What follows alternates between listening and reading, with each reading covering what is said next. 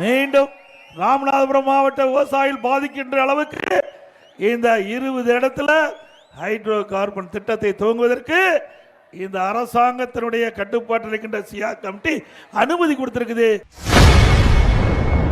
ராமநாதபுரத்தில் 20 இடங்களில் hydro carbon திட்டத்திற்கு தமிழக அரசு அனுமதி வழங்கியிருப்பதாக நேற்று சுற்றுப்பயணத்தில் பேசிய முன்னாள் முதல்வர் எடப்பாடி பழனிசாமி அவர்கள் தெரிவித்துள்ளார். ஆட்சிக்கு வருதோ அப்பொழுதெல்லாம் விவசாயிகளுக்கு துன்பம் அளிக்கக்கூடிய திட்டத்தை தான் கொண்டு வராங்க. இப்ப கூட ஹைட்ரோ கார்பன் 20 இடத்துல அனுமதி கொடுக்கப்பட்டதாக பத்திரிகையில் செய்தி வந்தது. அதுக்கு சியா கமிட்டி அனுமதி கொடுத்திருக்கிறாங்க. ஆனா இந்த துறையுடைய அமைச்சர் நிதி அமைச்சர் சொல்றார், எங்களுக்கு தெரியலன்னு. தெரியாத ஒரு அரசாங்கம் நடக்குமா? நடக்குங்களா? இது ஒரு சென்சிட்டிவான பிரச்சனை.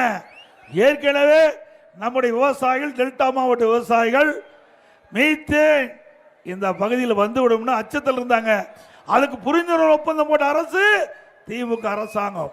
அதை தடுத்து நிறுத்தி பாதுகாக்கப்பட்ட வேளாண் மண்டலமாக சட்டம் கொண்டு வந்து விவசாயிகளை பாதுகாத்த அரசு அண்ணா திமுக அரசாங்கம். மீண்டும் ராமநாதபுரம் மாவட்ட விவசாயிகள் பாதிக்கின்ற அளவுக்கு இந்த 20 இடத்துல ஹைட்ரோ கார்பன் திட்டத்தை துவங்குவதற்கு இந்த அரசாங்கத்தினுடைய கட்டுப்பாட்டில் இருக்கின்ற சியா கமிட்டி அனுமதி கொடுத்திருக்குது. அமைச்சர் எங்களுக்கு தெரியாதுன்னு சொல்லி இப்ப ரத்து செய்ய சொல்றாங்க. ரத்து செய்வதற்கு உங்களுக்கு அதிகாரம் இருக்குன்னு சொன்னால் அனுமதி கொடுக்கிறதுக்கு உங்களுக்கு அதிகாரம் இருக்குல்ல? இருக்கும் இல்லைங்க? ரத்து செய்வதற்கு அதிகாரம் இருக்குன்னா அது அனுமதி கொடுப்பதற்கும் இந்த அரசாங்கம் அதிகாரம் இருக்குது. ஆக இந்த அரசாங்கத்துக்கு தெரிஞ்சுதான் இந்த திட்டத்தை அனுமதித்திருக்கின்றார்கள். இது விவசாயிகளுடைய விரோத அரசாக இந்த அரசு பார்க்கப்படுகிறது என்பதை இந்த நேரத்தில் தெரிவித்து, இதே போல திருச்சி மாநகரம் உறையூர் பகுதியில் 15 நாட்கள் குடிநீரில் கழிவு நீர் கலந்து வந்தது.